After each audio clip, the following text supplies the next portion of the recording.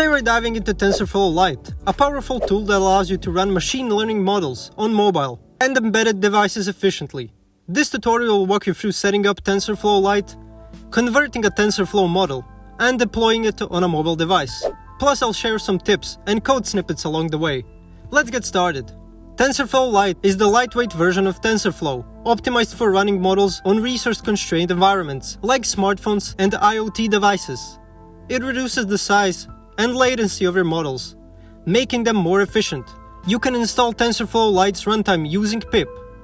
If you're using Python, open your terminal or command prompt and run the following command. Ensure your Python's environment is up to date before installing to avoid compatibility issues. To use TensorFlow Lite, you'll need to convert your existing TensorFlow model into a format that's compatible. Here's how you can do that. This code snippet loads a Keras model, converts it into a TensorFlow Lite model, and saves it as model.tflite. When converting, you can also apply optimizations, like quantization to reduce model size. Now that your model is converted, let's run some interface on it. Here's a Python snippet to load the model and run a prediction. This script loads your TensorFlow Lite model, feeds it input data, and gets predictions. Once your model is ready, you can deploy it on Android or iOS devices. TensorFlow Lite provides dedicated APIs for both platforms.